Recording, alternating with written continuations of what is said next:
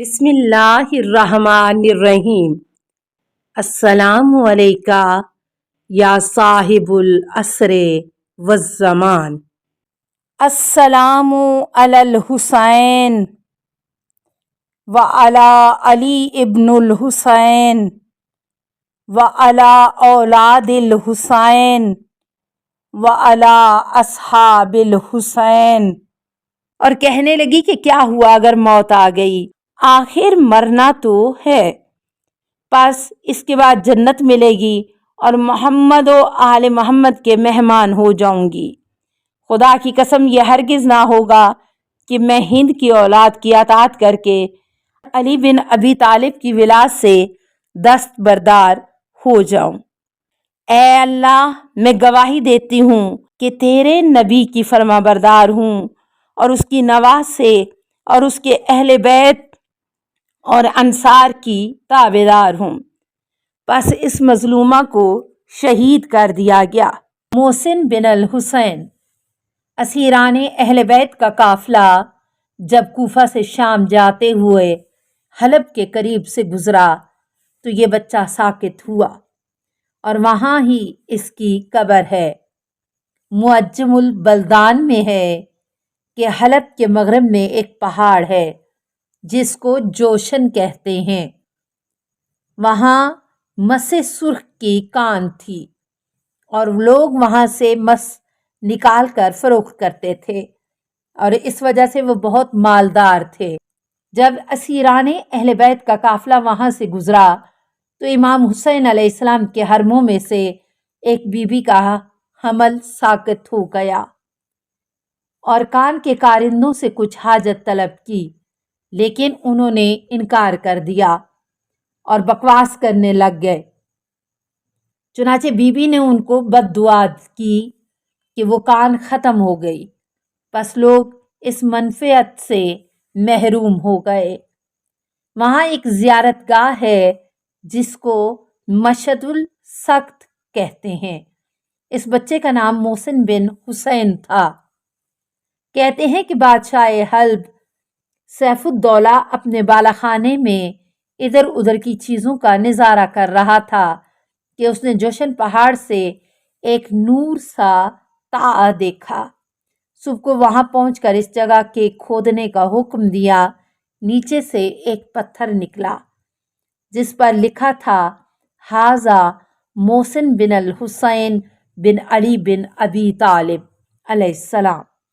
پس اس نے سادات کو جمع کر کے صورتحال بیان کی تو انہوں نے بیان کیا کہ یزید کے عہد سلطنت میں آل محمد کے قیدیوں کا یہاں سے گزر ہوا تھا اور امام حسین علیہ السلام کے ایک حرم کا یہاں بچہ ساکت ہوا تھا۔ تو سیف الدولہ نے کہا معلوم ہوتا ہے کہ مجھے خدا نے اس معصوم بچے کا مقبرہ بنانے کا اذن دیا ہے۔ پس اس نے وہاں روضہ تعمیر کرایا۔ 2 خرد سال بچے۔ ذاکرین و واعظین کی زبان پر اس روایت کو شہرت حاصل ہے، اگرچہ میں نے کسی معتبر مدرک میں اس کو نہیں دیکھا، کہ شب یازدم جناب زینب عالیہ اور جناب ام کلثوم نے جب بچوں کو ادھر ادھر سے تلاش کر کے جمع کیا تو ایک نشیب میں 2 بچوں کو موت کی نیند میں سویا ہوا پایا۔ پس دونوں لاشوں کو اٹھا کر لائیں اور یہ بھی بیان کیا جاتا ہے کہ تیر و نیزہ و خنجر کے زخموں کے بجائے ان کے جسموں پر گھوڑوں کے سموں کے نشان پائے گئے۔ وَسَيَعْلَمُ الَّذِينَ ظَلَمُوا أَيَّ مُنقَلِبٍ يَنقَلِبُونَ۔ مختار بن ابی عبیدہ ثقفی۔ حالات مختار۔ مختار ثقفی 1 ہجری کو طائف میں پیدا ہوا اور 67 ہجری میں مصعب بن زبیر کے ہاتھوں کوفہ میں شہید ہوا۔ اس کی کنیت ابو اسحاق اور لقب کیسان تھا۔ اس کا باپ ابو عبید عمر بن خطاب کے زمانے میں ایرانیوں کی جنگ میں مارا گیا تھا اور اس کی والدہ کا نام دوما بنت وہب تھا۔ مختار کا خاندان ثقیف عرب کے مشہور خاندانوں میں سے تھا اور یہ خاندان طائف میں آباد تھا جو مکہ سے 75 میل جنوب مشرق میں واقع ہے اور اس کا محل وقوع 5000 قدم سطح سمندر سے بلند ہے۔ اس کی آب و ہوا خوشگوار اور پاکیزہ ہے اور یہاں میوے بکثرت ہوتے ہیں۔ 9 ہجری کو یہ شہر مسلمانوں کے قبضے میں آیا۔ مختار کا دادا مسعود بن عمر ثقفی طائف میں سب سے بڑا سرمایہ دار تھا۔ جب حضرت رسالت مآب صلی اللہ علیہ وآلہ وسلم نے مشرکین کو اسلام کی دعوت دی اور قرآن سنایا تو مشرکین نے جواب دیا تھا کہ اگر محمد کا فرمان درست ہے تو یہ قرآن ان دونوں شہروں مکہ و طائف کے کسی بڑے مالدار پر کیوں نہ نازل ہوا۔ مکہ میں بڑا سرمایہ دار ولید بن مغیرہ تھا۔ مختار کا باپ ابو عبیدہ 13 ہجری زمانے خلافت عمر میں مارا گیا اور اسی جنگ میں مختار کے بھائی حکم و جبیر اپنے باپ کے قتل کے بعد قتل ہو گئے۔ مختار کا چچا سعد بن مسعود ثقفی مدائن میں حضرت امیر علیہ السلام کی طرف سے والی رہا اور آپ علیہ السلام کی شہادت کے بعد امام حسن علیہ السلام کی جانب سے مدائن کا والی یہی تھا۔ جب امام حسن علیہ السلام کو جرح بن سنان ملعون نے زخمی کیا تو یہی سعد فرائض تیمارداری ادا کرتا رہا اور غالباً یہ سعد جنگ صفین و جمل میں حضرت امیر علیہ السلام کے ہم رکاب تھا اور بسا اوقات جب سعد کہیں دورے پہ جایا کرتا تھا تو مختار کو اپنا قائم مقام چھوڑ کر جاتا تھا۔ مختار کی والدہ قبیلہ ثقیف کی محترمہ خاتون تھی جس کا نام دوما تھا۔